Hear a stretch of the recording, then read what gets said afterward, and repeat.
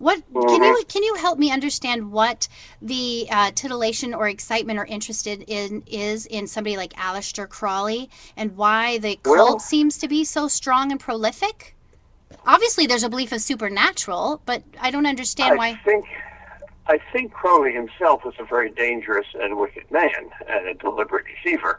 But I think on the part of people who are fascinated with that, there's a not quite so wicked, but also very dangerous and destructive motive. And the motive is to believe that there's no absolute separation between good and evil, that good and evil are relative to each other, that God's got a dark side, that Oh. Lucifer is really good and maybe God's really bad, and God and the devil are in a kind of a deal, in Hmm. which case you don't have to choose sides, and we're not at war. Hmm. Have you heard the? I've also heard recently that some of these kind of new philosophies out there is that we're all just living in a dream, that this reality doesn't really exist, and therefore the choices and decisions you're making don't really have any long bearing consequences. Have you heard of this argument? Yeah, that's an old one. That goes back to the Greek sophists. Oh. That truth is relative, and that you can't distinguish appearance from reality. Hmm. That too is very convenient because you are not then responsible. You're living in a dream, and whatever happens in a dream just comes to you and not from you. So you don't have to make real choices and choose to go down this road or that road and take responsibility for the consequences. That too is fundamentally a moral issue. Oh, so you're saying that these are just people making intellectual arguments so that they can continue living their lives selfishly Sure. without. Okay. So it Yep. seems like Yep. the root of all of these things aren't really intellectual arguments at all, but they're rather just the selfish nature of the concupiscence. I think that's true. I think that's profoundly true. Well, can you tell me why it seems that I mean I was at the grocery store the other day and the cashier was unable to make change because her drawer didn't compute, and it really wasn't a difficult bill whatsoever, but she couldn't make change back for me, and I thought it's really a different world where people can't think for themselves to such a capacity they can't even make simple change. Do you think that that's part of the problem that we're dealing with in trying to evangelize, is that people are no longer able to follow intellectual arguments? That's part of it. Another part of it is that the public education system in America is getting worse and worse, uh, and people are not able to do basic math and English. Hmm. Yes, that's very true. Well, I guess I was trying to point it back to the fact that people seem to me to think that there's no objective truths, and so they're just not only that, but they don't even understand the principle of natural law. Even when I explain it to people, Hmm. they seem to scratch their head still and look at me and not really be able to comprehend the fullness of what I'm saying, either by deliberate decision to say I choose not to believe in what you're saying and that's your reality, but more I notice more often it's just really the inability to understand the ramifications of going against natural law. For instance, what if I try I to. wonder whether I wonder whether deep down they do believe in it or not. If you tell them, well, there's no natural law, therefore there's nothing really evil, and therefore Hitler's murder of 6 million Jews was just something that we, since we love Jews, don't like. But it's not necessarily wrong. It was just his truth. I think that'll shock them. I don't think Hmm. they'll follow you that far. Or if my attitude towards a woman is I want to rape her and then kill her, well, that's my truth, and it's too bad for her, and you condemn that, but let's not be judgmental. They're not going to follow that. I think deep down you can't erase the natural law from the human heart. Hmm. You can confuse the human mind about it, Right. but So what but I a, think we have to start with the heart and then percolate the inner wisdom of the heart up into the mind so that hmm. it clarifies the mind. um being a chastity speaker, that's what I've done for the past 13 years through Catholic Answers and a number of other speaking venues. And then, of course, graduating it into speaking to, as my family evolved, I'm a mother of 8 children. I've grown and, different areas of interest that I feel called to speak and write about have changed. But one of the things I keep encountering is almost like the animalizing of people, that resisting being made in the image and likeness of anything and putting us at the same level of animals, of being no different. both giving license then to acting on instinct, that men can't be monogamous, it goes against their animalistic nature, or also just not believing in anything beyond the body, like the soul. I was hoping maybe you could give me some insight on maybe the arguments that those people have made that you've ran into. I don't think it's an argument. I think it's an attitude. I haven't met people who will use a serious scientific materialistic argument for their acting like animals. They just want to act like animals. They just want to have fun with no consequences. And I think you need more psychology than philosophy here. They have a low self-image. They think of themselves as just evolved apes, so they act like apes. But deep down, they know that they're more than apes. They know that they're supposed to be something greater. So sometimes, just to appeal to that higher ideal in people, will at least plant a seed of doubt in their mind. Yeah, I guess I cannot see anybody wanting to rationalize why there isn't something unique and precious about them. Like, I would think that would be the thing that you would glob onto and want to reject the whole sense that you're no different than a dog. So I guess I'm surprised by that argument. Well, the sexual revolution is very powerful because the sexual urge is so powerful and because it's so revolutionary if we dissociate that from human dignity and procreation and make it just recreational. So that's probably the single leading cause of the decline of Western civilization. And whenever a fundamental heresy arises, the Church always comes up with an answer. And I think she's come up with a beautiful answer to the sexual revolution, which is John Paul II's theology of the body. Oh, yes. And when that is presented, people look up and they get a sense of the dignity of their bodies and the importance of them. And it's convincing and it's inspiring.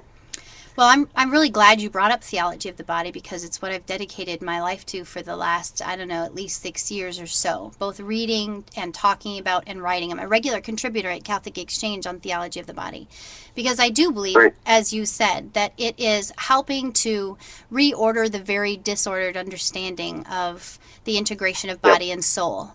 And unless we understand that people have not, they don't understand the purpose of the body, that we discern and we gain information in and through our bodies, and that God designed it as such.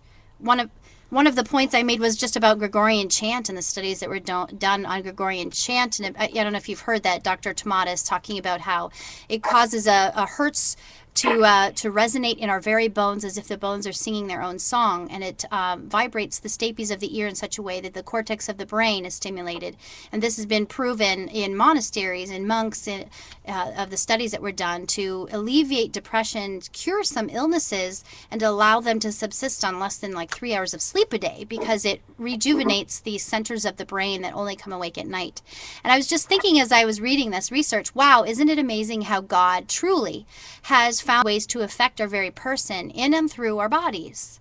And that the sacramentality of the body, even just the way in which we receive Jesus in the Eucharist and the washing of water and hearing the words of absolution, I was just thinking and so profoundly aware of how God desires us to have this experience in and through our bodies, because our bodies aren't our bodies, they're us, right? Yeah. The typically modern view of the body is it's a piece of nature to be manipulated and controlled. Our relationship not only with our bodies but with matter as such and with all of nature is a very different one for the last 400 years or so than any other culture has had. We no longer think of Mother Nature except as a butt of jokes.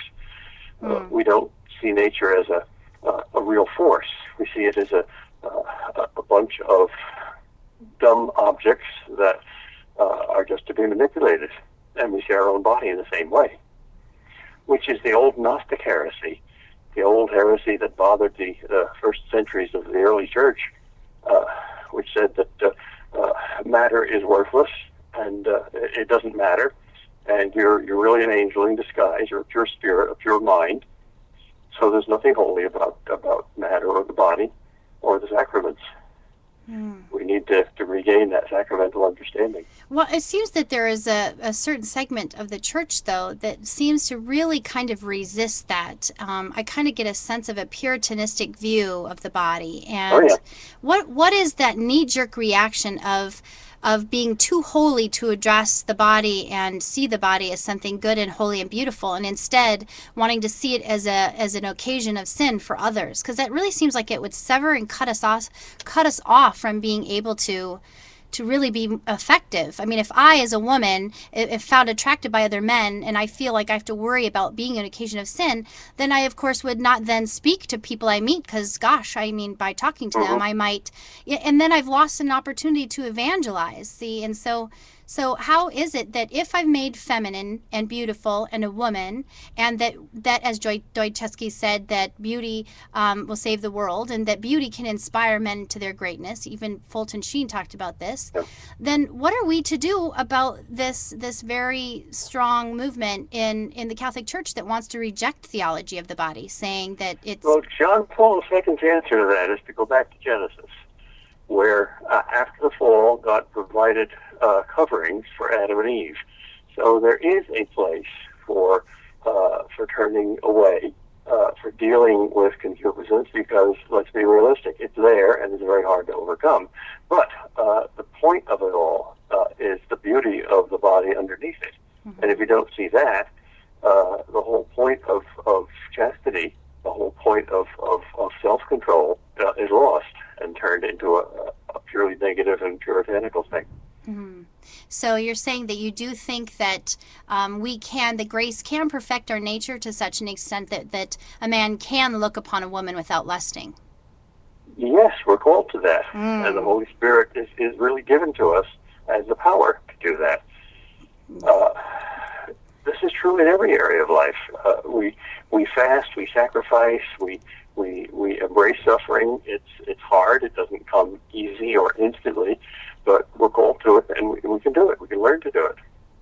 Praise be Jesus Christ. I mean, yes, that's one of the things I'm so excited about with Theology Body is just that, is because I've in my mind, I see, and I wrote an article about this called Spiritual Leprosy, because as I was reading through scripture about leprosy, the physical leprosy, I was thinking, wow, we still are dealing with leprosy today. It's just a spiritual leprosy, and people's body parts are falling off spiritually, and they don't even realize it.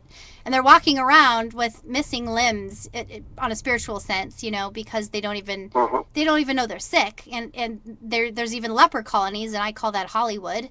And I'm just wondering. I really think, don't you think that they're not understanding the beautiful gift of the body, and that therefore that's why I think theology of the body is such a rich gift for this point in the church.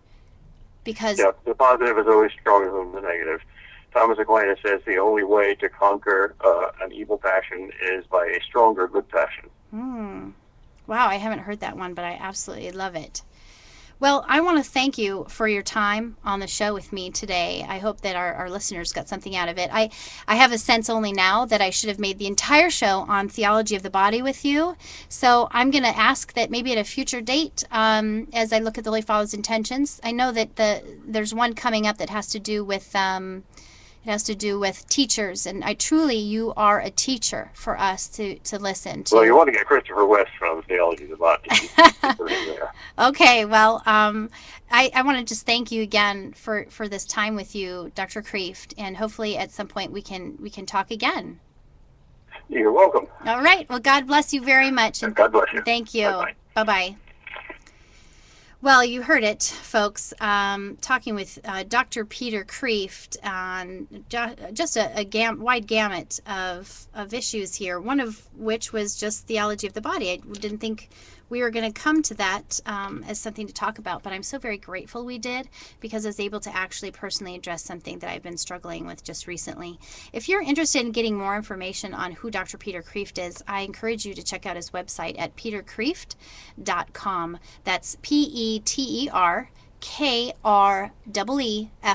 so peterkreeft.com, and check that out. He's actually written a really clever book that's kind of like C.S. Lewis's Screw Tape Letters, and it had to do with understanding the way that the enemy is able to infiltrate all kinds of things around us. Really, truly, as I told Dr. Kreeft before he was on the program, I believe he is, for this century, a modern-day C.S. Lewis or G.K. Chesterton. And he laughed and said by far he believed him not to even be in the same league.